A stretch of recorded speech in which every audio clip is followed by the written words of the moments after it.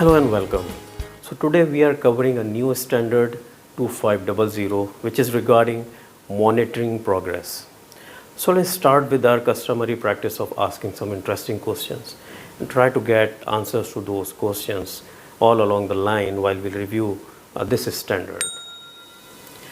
Who should establish a monitoring system for reported findings? How benchmarking improves effectiveness? Whose input is useful to create an effective and efficient monitoring process? What should be frequency and approach to monitoring? How is form of reporting determined? And how to demonstrate conformance to standard 2500. So if you're new to my videos, this is Tausif Mushtaq, an audit strategist, control specialist, and board advisor with over 2 decades of experience in governance, assurance, risk and controls, fraud examinations and forensic reviews. The objective of my videos in the audit and assurance series is to promote the internal audit profession in its basic spirit, whereby the internal auditors having a clear understanding of the standards and IPPF overall, so they can contribute to achieve the mission of internal audit. The mission of internal audit is as defined by the Institute of Internal Auditors, which is to enhance and protect organizational value by providing risk-based and objective assurance, advice and insight.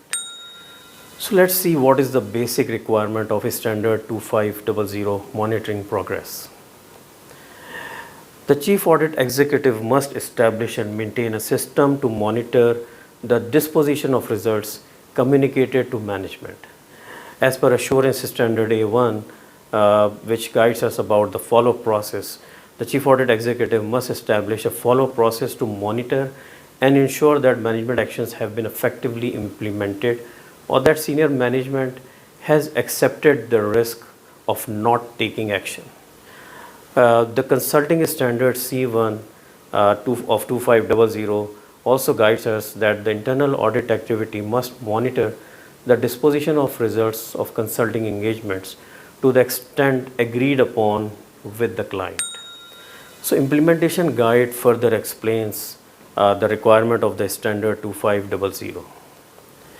To fulfill this standard, the Chief Audit Executive starts by attaining a clear understanding of the type of information and level of details the board and senior management expect with regard to the internal audit activities, monitoring of the results of engagements. Results typically refer to the observations developed in assurance and consulting engagements that have been communicated to management for corrective action. Given that periodic interactions will be required with the management responsible for implementing corrective actions, it is generally helpful to solicit management's input on the ways to create an effective and efficient monitoring process. So how benchmarking is important and useful.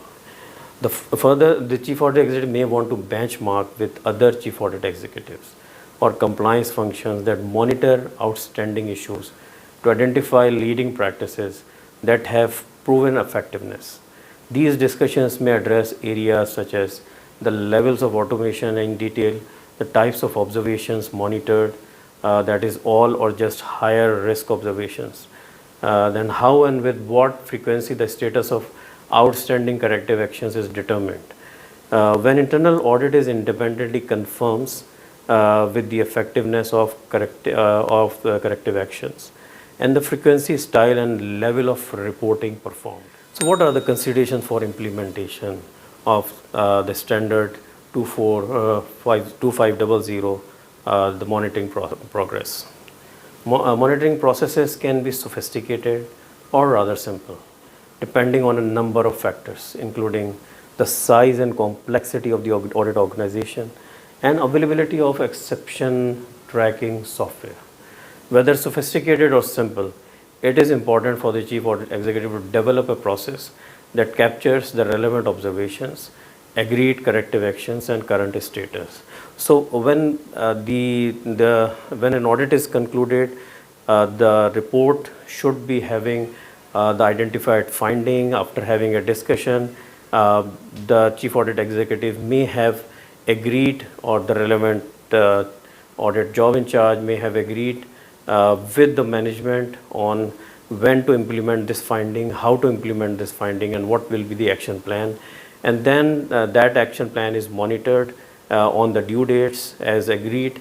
And then once action is taken by the management, the Chief Audit Executive may assign a relevant person, or the same job in charge may follow up and understand how the matter is resolved and how satisfactory is the resolution of that. For outstanding information, the information tracked and captured typically includes the observations communicated to management and their relative risk rating, the nature of the agreed corrective actions, the timing, deadlines, age of the corrective actions, and changes in target dates, the management process owner responsible for each corrective action, and the current status of corrective actions, and whether internal audit has confirmed the status.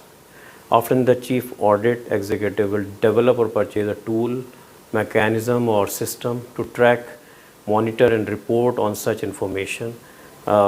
Based on information provided to internal audit by responsible management, the status of corrective actions is updated in the system periodically, on periodical basis, and often directly by management using a shared exception tracking system. So what will be the frequency of the monitoring and approach to the monitoring? The frequency and approach to monitoring, the extent of audit staff work to verify that corrective action was taken, is determined based on the Chief Audit Executive's professional judgment, as well as the expectations set by the board and senior management. For example, some Chief Audit Executives may choose to inquire periodically, such as quarterly, about the status of all corrective actions that were due to be completed in the prior period. Others may choose to perform periodic follow-up engagements for audits with significant recommendations to specifically assess the quality of the corrective actions taken. Others may choose to follow up on outstanding actions during a future audit scheduled in the same area of the organization. And the approach is determined based on adjudged level of risk as well as availability of resources. So similarly, the form of reporting is determined by based on the Chief Audit Executive's judgment and the agreed expectations. Some Chief Audit Executives will report the status of every observation for every engagement in a detailed manner. Others will report only on observations rated higher risk, perhaps summarized by business process or executive owner, noting statistics such as percentage of corrective actions on track, overdue, and completed on time. In some instances, a Chief Audit Executive may be asked to report on not just whether the corrective action has been completed, but also whether the action taken has corrected the underlying issues. So capturing and measuring positive improvement based on the execution of corrective actions is considered a leading practice. So what are the considerations for demonstrating conformance? Conformance is typically evidenced by the existence of a routinely updated exception tracking system, which could be a spreadsheet, database, or other tool that contains the prior audit observations, associated corrective action plan, status, and internal audits confirmation as described above. Also, there are typically corrective action status reports prepared for senior management and the board, which identifies generally how many findings are there, how many risks are identified, how many findings are closed, how many risks are addressed or mitigated, and then how many findings are in the process of closure and how many are overdue. Similarly, how many risks are overdue and how many risks are in the process of being mitigated. So thank you so much for your time. Please subscribe the channel, share the video, like the video, and send to your friends so other people may get benefit from my videos. Thank you so much.